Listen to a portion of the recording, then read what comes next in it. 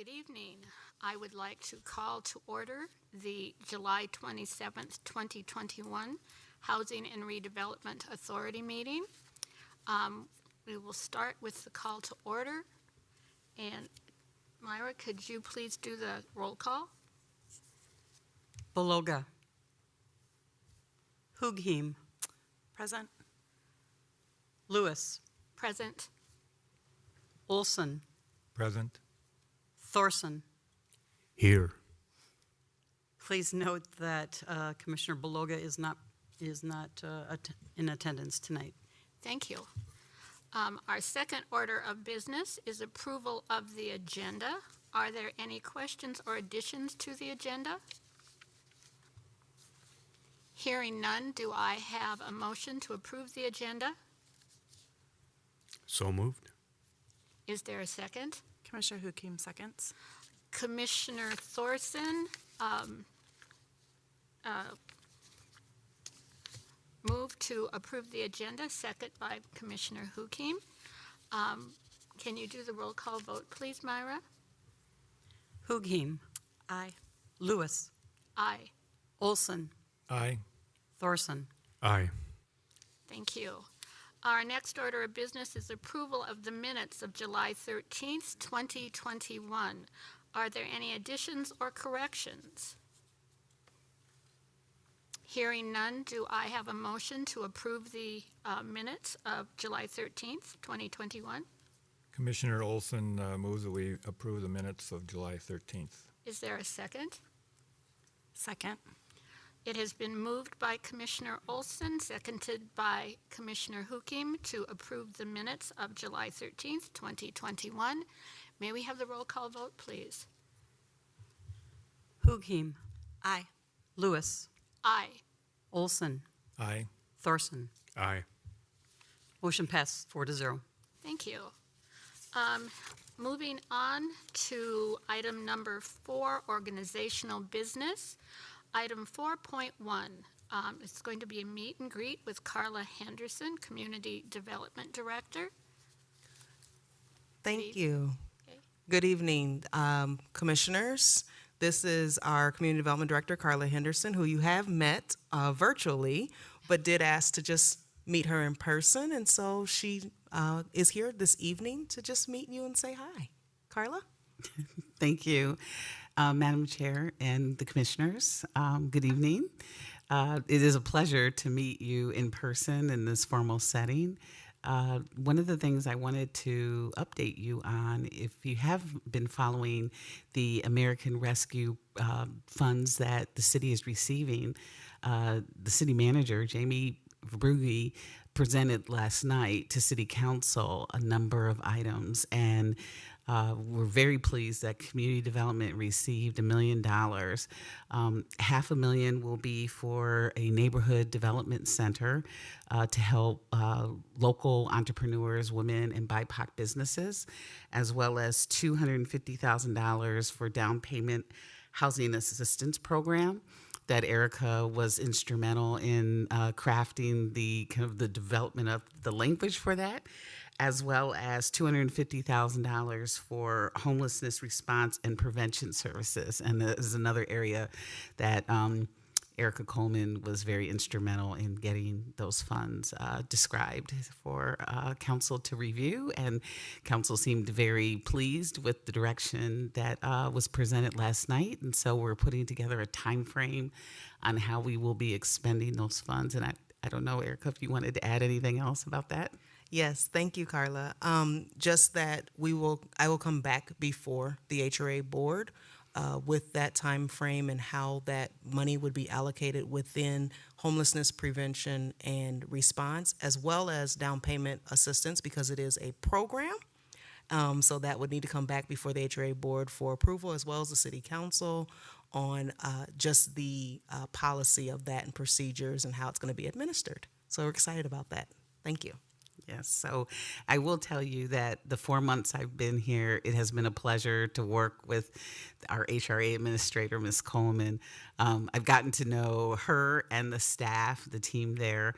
What I appreciate about Erica is that she wants the HRA to thrive and to be a partner with the community development and the other divisions.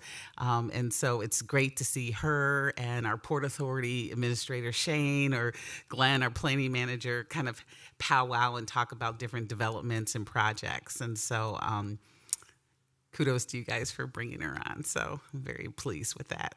And I'd be happy to answer any questions. I just want to keep it brief. Now that we're back in person, it's very exciting. Are there any questions for Ms. Henderson?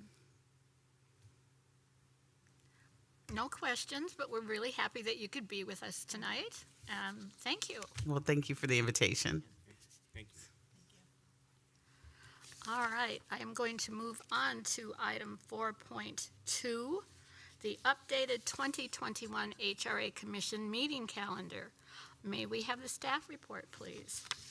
Sure. Thank you, Erica Coleman, HRA Administrator. And so at our last meeting, commissioners approved changing the meeting start time from 5:30 to 6:30 p.m. to 6 p.m. Excuse me, not 6:30, 5:30 to 6 p.m. But there was also discussion and agreement to continue offering the meeting through a virtual option for the public to view, as well as uploading the recording of each meeting to the City of Bloomington YouTube channel to watch meetings on demand. Since that conversation, there's been a few things that have happened. One, the communications department is offering the ability to provide a technical assistance liaison, so live broadcasting and recording of each HRA meeting as long as we are in council chambers. So we are in council chambers this evening as regularly scheduled, but there is a change to move all of our meetings for the rest of the year, where available, into council chambers. And so by doing that, that is updating the HRA calendar. And so there is one meeting that would be back in the conference room due to a previously scheduled conflict. And so that would be September 14th, would be back in the conference room. And so that is reflected on the updated calendar that is attached. The first attachment the second attachment that shows the meeting start time switching kind of in the middle of the year. So the meeting start time switching to 6 p.m. starting August 10th, so next meeting. And then that next meeting, you will see we are in the chambers, which is the light blue color, except for September 14th, which we are in the McLeod conference room. And so I'm just looking for a motion to approve these changes as recommended. Okay, are there any, thank you, Commissioner, or Administrator Coleman. Are there any questions for Administrator Coleman? Hearing none, do I hear a motion to approve changes to the 2021 HRA Commission meeting calendar for meeting time and location? So moved. Is there a second? Commissioner Olson seconds. All right, it has been moved by Commissioner Thorson, seconded by Commissioner Olson to approve changes to the 2021 HRA Commission meeting calendar for meeting time and location. Is there any discussion? Hearing no discussion, I will call for a vote. Myra, could you take the roll call vote, please? Hukim. Aye. Lewis. Aye. Olson. Aye. Thorson. Aye. Motion passed 4-0. Thank you. Now moving on to item 4.3, tour of Blooming Meadows North. Can we have the staff report, please? Yes. Thank you, Chair Lewis. Erica Coleman, HRA Administrator. This is Blooming Meadows Blooming Meadows North, previously known as Village Club. So Sarah Harris, the Executive Vice President, Strategy, Partnerships, and Production at Aon, extended an invitation to the HRA Commission as well as the City Council and some leadership staff to tour Blooming Meadows North, which is formerly Village Club. This is the new 172 homes or households that are possible only because of the extra land available when Aon acquired and saved, with the HRA's help, the existing 306 units, now known as Blooming Meadows South. So Aon is planning these small group tours, so so their supporters might see firsthand the work that their supporters empowered. If you notice, I included all the dates from the request, which the first date, July 20th, has already passed. This is not a item that needs a motion. It's just discussion, made aware of, putting out there that the commissioners may take a chance to tour this property before it opens, or you can reserve the right to tour it after it opens. So I just wanted to make you aware that August 17th at 2 p.m. and Tuesday, August 24th at 1 or 2 p.m. were offered and extended to us by Sarah Harris of Aon. Thank you, Administrator Coleman. I will open this up for discussion. Is there, yes, Commissioner Olson. Thank you, Chair Lewis. I RSVP'd to Sarah Harris for the 1 o'clock on the 20th. On the 20th? Yes. So you, 24th. 24th. okay, thank you. Glasses were created for people like me. What, is there a date that works for the other commissioners? I could certainly do the 24th as well if we wanted to go. Are they looking for all of us to be there at the same time, or are these just sort of open? These are sort of open, small group tours for commissioners and staff, so it's not a public All right. Well, tour. I work full-time, so I'm unable to make most daytimes. On the 17th, I'm off, but I go into surgery at, 10 o'clock in the morning or something. I don't think I'll be up to it. I may be able to make the 24th because I then am off work for a month and a half. So never mind my first, it hasn't set into me yet that I'm going to be off work for a month and a half. So never mind. The 24th could work. So we could always follow up, just to make sure.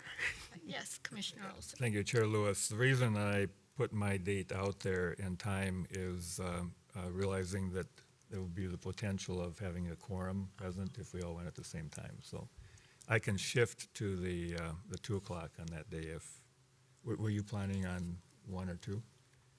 I have no idea, Okay. Chair Lewis, honestly. we can just provide a notification if there is a quorum. Oh. We can provide a public notification. There will be no business discussed Okay. during the tours, Yeah. Okay. Thanks. and no decisions made. Yes. So, Commissioner Hukim, is there a date that's better for you, or?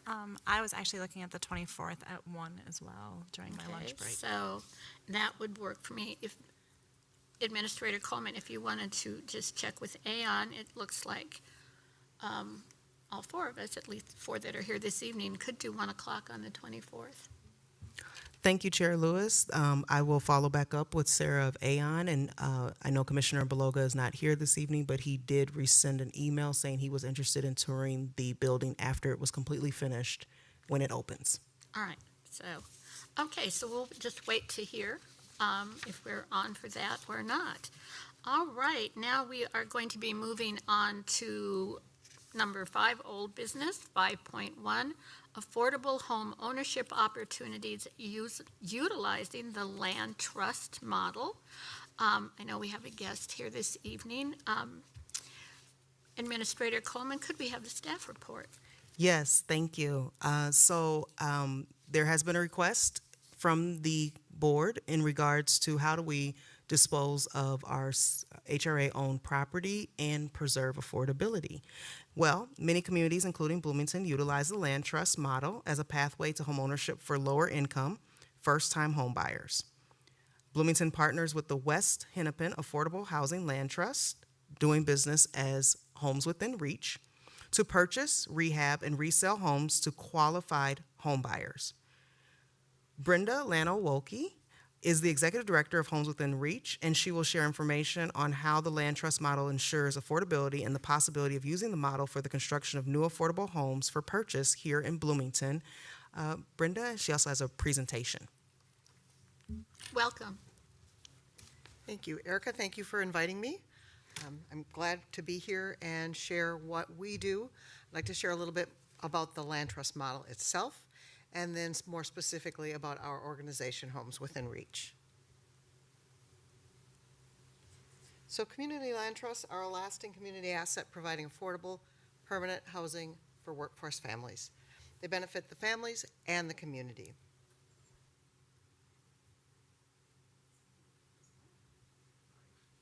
It's okay. Okay. So what a community land trust is it's, that's all right. It's typically a nonprofit organization that's community-based that works to provide permanently affordable home ownership opportunities. The CLT, in a simple explanation, acquires the land, removes it from the speculative market, making it affordable for the home buyer. So we hold the land in trust for future generations to ensure that it always remains affordable. The homeowner purchases the structure or the home and has use of that. The Community Land Trust provides access to home ownership for people that otherwise couldn't afford to purchase within a community. We provide great housing security. It's much better than a rental option. There's no increase. They have their mortgage payment.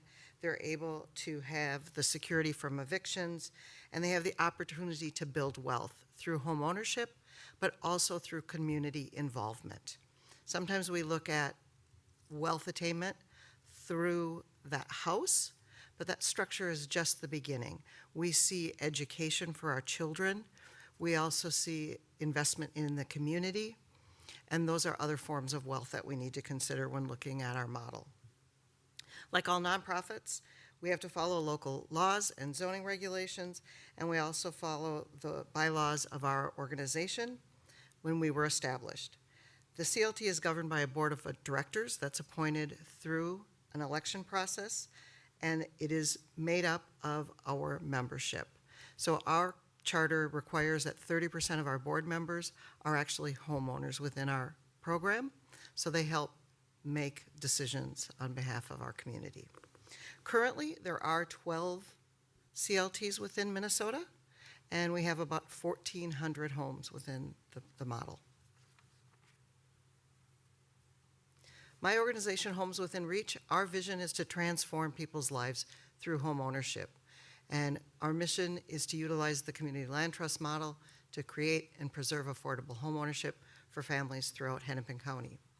Our core values are the belief in home ownership, bringing stability to people's lives and creating value for families and communities. We were established back in May of 2001. It's a community land trust whose service area is 44 communities of western Hennepin County. We currently are active in 14 of those communities and always looking to expand to others. We were created in order to increase the number of home ownership opportunities for households in Hennepin County. The concept of the community land trust model was created initially in the city of Minnetonka, where affordable home ownership was hard to attain. So some of the community members there were the first founding members of our organization. The biggest key is how do we preserve that affordability? As I said earlier, the CLT owns title to the land and the homeowner owns title to the house. The two are tied together through what's called a ground lease. The homeowner and the CLT enter into the ground lease, and that gives the homeowner the right to occupy, use, and maintain that land as if they own that land. The lease can vary in length, and oftentimes it's dependent upon state statute. Most ground leases are for 99 years, they are renewable, and they are inheritable. That means when the home is sold, we can transfer that ground lease to a new buyer, but if something happens to a current homeowner, that does not come back to us. That is transferred to the heirs of that homeowner, and they receive all the benefits that the homeowner would receive. So it looks very much like traditional home ownership in that. The ground lease ensures that the CLT position is there to control that land. So we're looking at the modifications and the stipulations for the future sale of that property. Ground leases, typically the big important things that they do is they limit the building improvements. We limit subleasing, and we include absentee ownership. So in other words, the properties are not meant to be a rental property. The public and private investment that we put into these properties couldn't be passed on if we allow people to hold them and not live in them. So it is truly an owner-occupied program. In terms of limitations to building improvements, homeowners can make improvements. They are allowed to make typical things that we would all make to our homes. your appliances break and you want a newer, better appliance, you can do that. You want to change out carpeting to wooden floors, you can do those things. What we ask is that our homeowners interact with us and talk with us when they do improvements that would be considered a capital improvement, which would affect the value going forward on that property. And what we want to make sure is that they're not over-investing in something that they're not going to get their money back out of. Oftentimes, our homeowners are first-time home buyers, but not always. But we want to make sure that they understand this is affordable home ownership, and that if they're putting money into it, they understand that they're going to maybe not get it all back out. Not to say that we wouldn't allow something, but it's to say that you have to decide as a homeowner what's the value in what you're doing. So we really want to work with our homeowners to make sure they understand that. And again, that clause about absentee home ownership is there to ensure that it is their primary residence. Not to say that they can't have a second residence. We oftentimes have homeowners that will buy a home and towards the twilight years of their life maybe have the ability to retire and spend some time down south, and we say that they have to live in their home 8 months out of the year as a primary resident. So there is that ability to do other things.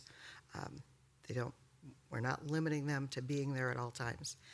With that said, we also only income qualify people when they come into that program. When they go to sell, oftentimes the reason they're selling is because this program allowed them to get into home ownership within a community they wanted to be in, and it was able to stabilize themselves, better their future, and typically we see them selling and getting into traditional home ownership within that same community. Our resales, we've only been here 20 years, so we don't have a ton of resales, but most resales happen between 7 and 10 years. That's usually when they're looking at buying a larger home or maybe downsizing because this was a family home. We have a formula that's built into our ground lease that determines the price of that property when they go to sell it. The resale formula is the primary tool that we use to ensure that and maintain the affordability. By reducing the effects of the market appreciation and limiting the resale price for the next buyer, the CLT ensures that the original public and private investment in the home is passed on. The formula limits the level of appreciation in the property that the homeowner receives. So the homeowner receives everything back that they put into that property, so their original mortgage, whatever they paid down on that. We look at the capital improvements, they'll get those back, and then they receive 35% of the appreciation in that property when they go to sell. So the next slide is kind of, and this is an older slide, I apologize, I wasn't able to get it updated, but kind of shows the difference between the CLT model and the conventional model. So we just look at a home that's worth $220,000 in the traditional market. In our program, that home is worth the same thing. The difference is our home buyer was able to buy that home for $130,000 as opposed to $220,000. The biggest things to look at are the fact that their principal and interest, property taxes, homeowners insurance, and our ground lease fee are about $1,088 a month, where if they bought that home on the traditional market, it would be $1,541. And then the next big thing is the down payment.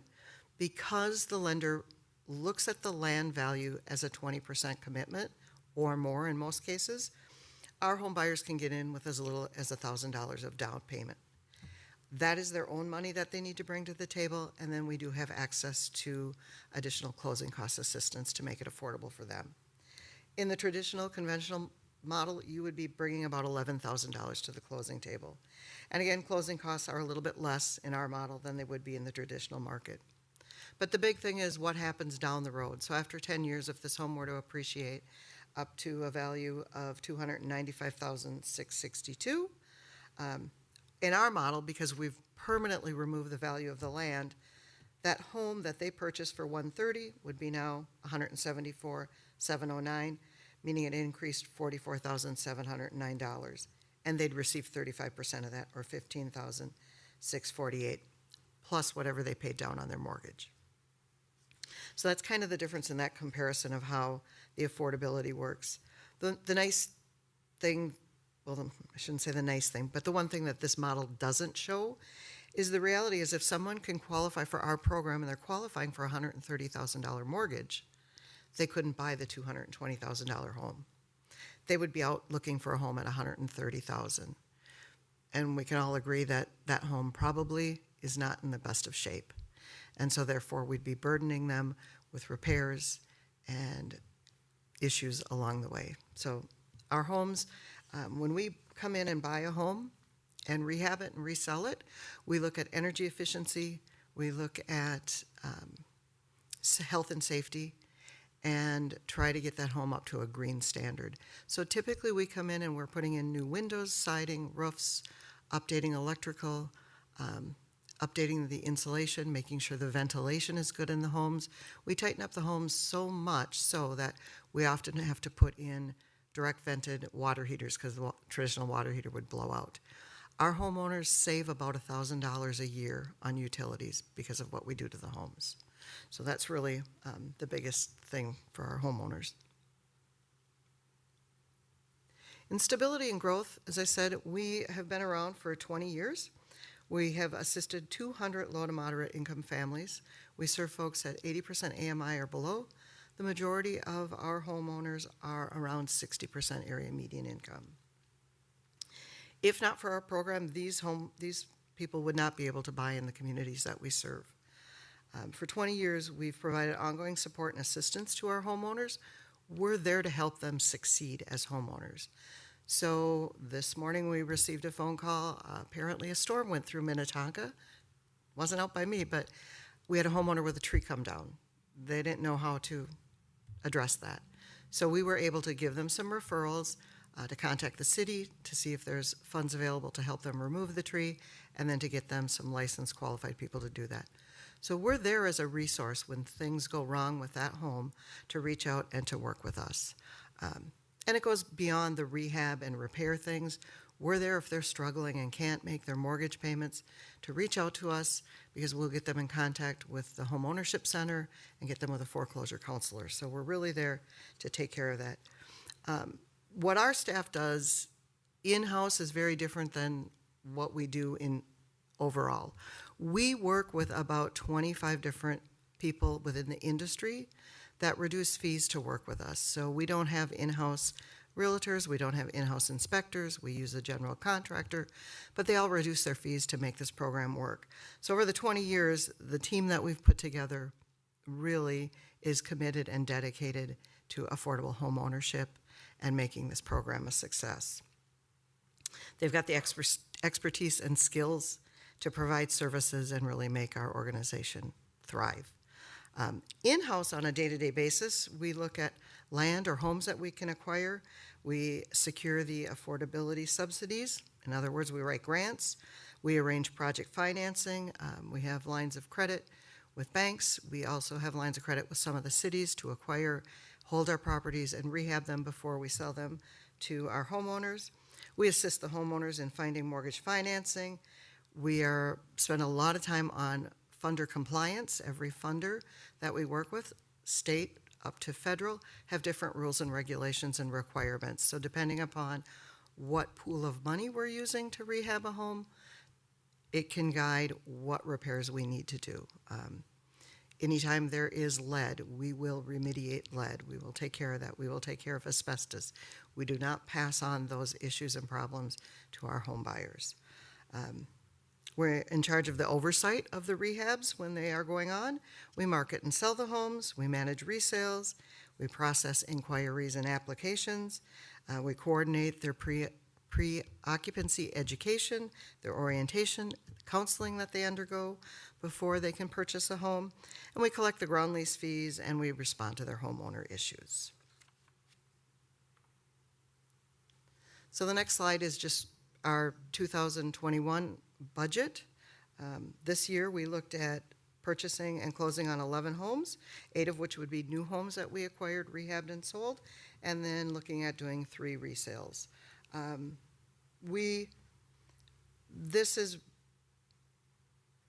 We've already surpassed this. This year we've already we've got 9 homes that we've either already rehabbed or are in the process of rehabbing. 3 of those were here in Bloomington. and we are on our 4th resale, so our numbers are already off. But you can see that total expenses are about $3 million.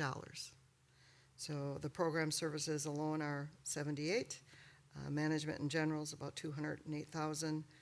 We've spent some money on fundraising, but you can see the big thing is our acquisition in the land is $260,000. That's grant funding that we use to secure and hold that land in perpetuity. When we look at what our funding sources are, we rely on many different funding sources to fulfill our mission. Our partnerships with our communities play the most important role in our funding stream. Cities often award us CDBG funds, but there are other tools that cities can use to invest in the model as well. Inclusionary housing financing for gap funding through variances can often play a part. Excess TIF funds can be used. And Boston and Seattle started something recently called a linkage fee, where when a development would come in and it would create disparity or displacement, there would be a linkage fee charged to them, which would be then attached to affordable housing options. But the funding can come in different sources. It can be a monetary, or it can be a reduction in fees, or a volunteer of services. So we work with Fannie Mae, Bremer Bank, Family Housing Fund, Gimmick, Greater Twin Cities United Way, Habitat for Humanity. I won't read them all, but there's a lot there. I would say the biggest funding sources for our organization truly are Minnesota Housing Finance Agency, Met Council, Hennepin County, and the cities that we work with. In terms of new construction projects, we've done new twin homes and townhomes in Deep Haven, Minnetonka, and Eden Prairie. Those came about as the cities were working with developers to meet density requirements or zoning requirements, inclusionary zoning, and they would require that 1 or 2 of those homes would come into the land trust. In terms of single family, we did joint ventures where it was new construction. In Eden Prairie, we did a joint venture between the city, the HRA, and Hennepin County Technical Institute. They built the home on a city lot, and we brought it into the trust. We managed the program and sold that to one of our homeowners. In Richfield, we've done 3 homes in a similar venture, and there we use Gimmick as our contractor to do those. This last year, we did a partnership with Gimmick. We supplied a grant application to Minnesota Housing to do 8 units twin home project, and that is an infill project on city-owned lots. So the city is donating the land to Gimmick as leverage for the application, and then we applied for housing infrastructure bonds to secure that land. So these are some of the projects that we currently do. In terms of other projects that I've had experience in my previous life at another land trust, we did last year, we were awarded, but I didn't get to fulfill the project because I came to Homes Within Reach, but we worked with the city of Chaska to do a historical preservation home, and that was uninhabitable. It had been completely gutted and sat empty for years. And then we were also doing 4 townhomes, and we partnered with Habitat for Humanity to build twin homes in Chaska as well. In terms of other projects I've done, I've overseen the development of single-family homes for traditional home ownership as well. So we're very poised to do new construction. It's something that Homes Within Reach hasn't done a lot of in the past, but as we've grown and we see that there's a bigger need for this, this is an area that we're going to focus on and try to expand that program. The last thing they asked me to share was kind of a cost summary, and I won't go through this line item by line item, but you can have this and look at it. But it really shows that, it takes about $412,000 to develop a single-family home, and that home we would probably sell to someone for $205,000. So that's the kind of investment that we're putting in. When we're doing new construction, because of our funding sources that we would bring to the table, and I did put those up there, it would be, the homeowner's first mortgage, some Met Council funding, home funds from the county, AHIF funds from the county, Minnesota Housing Impact Funds, and some housing infrastructure bonds that would be in the form of grants. So we'd be looking at bringing a significant amount of money to the table. But because we do that, we build these homes to be as green as they possibly can, to make sure that we're ensuring that we're building a good, solid product for future generations. Do you have any questions?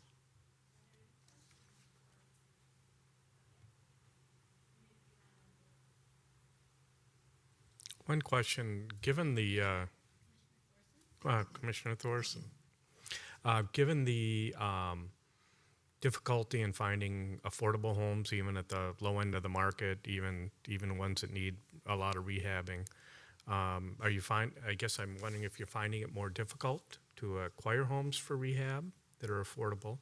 And second, are you competing against investors that seem to be buying up a lot of single-family homes as well? I mean, is it just fundamentally, are you facing challenges in that area? We are. Typically, we are looking at homes on MLS just like anyone else. And I will tell you that to secure the 3 homes that I have in Bloomington, I wrote offers on 15 homes. And sometimes I was against 30 offers. I'm coming in as a cash buyer closing in 45 days, and I will come in over list price if my budget allows. And sometimes $20,000 over list price is not enough to secure these homes. What I find troublesome is oftentimes when I'm going into a home and it's a home that a flipper bought, because of my experience, I can see the problems down the road in just a few years.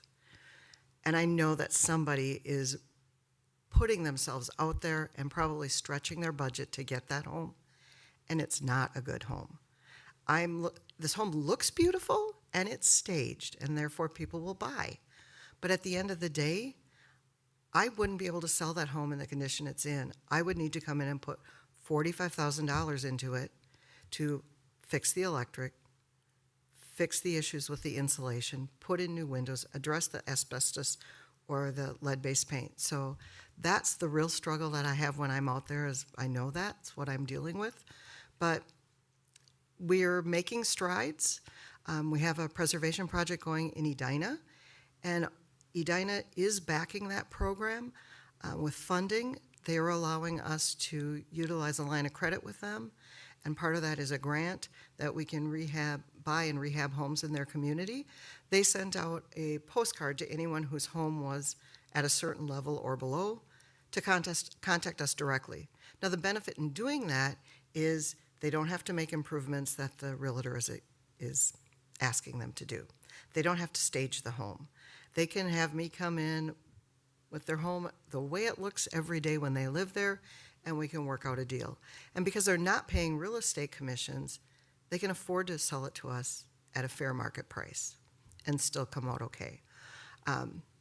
Again, that's a completely different program, but that said, we have had the city of St. Louis Park come on board and say, you know, we can't do that, but we can market the program. We can start a legacy program and start asking our community members to consider selling their home to our organization. That has resulted in quite a few phone calls. And I will tell you, the homes that I was able to purchase within Bloomington were exactly that. They were estates where the parents were out of the home. I don't know if they were in assisted living or a nursing home, but these were vacant homes, and I was dealing with family. And the thing that made them sell it to our program was the value in the fact that another workforce family was going to be able to buy that home. So promoting the program is a big ask. Thank you. Thank you. Commissioner Olson? Thank you, Chair Lewis. You've covered some of the things that I was going to ask about, like how do you market, and so let me focus that. Whoops. You've covered some of the things that I was going to ask about marketing. Let me focus my question then for Bloomington and your experience, the 3 that you got and so forth. Are there certain kinds of thoughts that you have about how we as a commission can promote marketing? Some of the ideas like like St. Louis Park and Edina and so forth, coming up with different ideas. Do you have some thoughts about what might work particularly well in this market in terms of what we could support? Links on the webpage. I know that recently Brian did put an article in one of the flyers that went out to rentals. So anytime there is an opportunity to piggyback onto marketing that you're already doing through social media or websites, that's helpful. Are there any other questions for Ms. Lana Wilk? Commissioner Olson? A curiosity question. Have known about the long name, West Hennepin Affordable Housing Land Trust. And in fact, years ago, when on council, we toured a home that was in the process of being made available to a family. And now you're doing business as Homes Within Reach. It's certainly a more marketable term. Is that basically the reason that it was Yes. the name change? Yes. Okay. It's the doing business as, but it's our board is considering whether we should do a formal name change, and just it gets confusing when you've got two different names out there. One our funders kind of know us as, the other one the general public know us as Homes Within Reach. So right now we are looking at what would be the option to formally change the name just to Homes Within Reach. So we're not sending a dual message that there's two organizations out there. I can do a follow. Yes.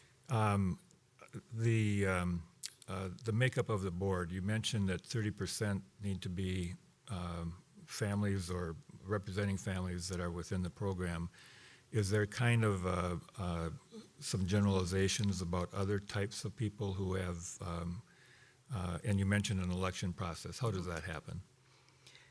Well, the current board, our charter says that the current board can serve terms it's a 2-year term, and they can do up to 3 terms. And so as we know that terms are coming up, we do marketing and outreach to try to get more board members on board.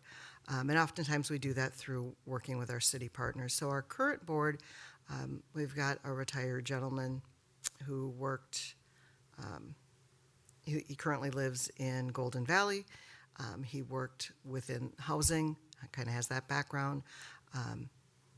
Our treasurer is the mayor of Minnetonka. He serves on our board. Our board chair is currently working, lives in Plymouth. So we try to get people from all the communities that we serve and try to make that a diverse board. We're always looking for anyone willing to serve on our board. Our board's kind of small at the moment, but we'd like to beef it up. Okay, thank you. And I'll just close my thoughts by indicating this is an exciting program, and learned a lot more tonight than I had known before, and thank you for what you do and for all of the volunteers and so forth that are making this work so well. It's just a great concept, and I appreciate your comments about building capital. I like that it's built into this agreement that you have with those who are eligible and get involved with their $1,000 of personal money, that it can be passed on to heirs as well, because that's certainly one of the stabilizing things for communities and certainly for these families. And your indication that in the process of getting into this program, there's kind of a built-in, naturally, I guess is the way I heard you say it, investment in the community that's good for the community at large. So any way that we get involved as a board or through funding that we have access to and so forth, I think is well served. Thank you. Yes, I would echo that. I hope we can work together because it sounds like a wonderful program. Thank you so much. Thank you very much. All right, we will move on to our last item, number 6, new business. We have no new business this evening. Now on to discussion items and our 7.1. Are there any Commissioner questions and any comments that commissioners would like to make this evening? Hearing none. Oh, Commissioner Olson.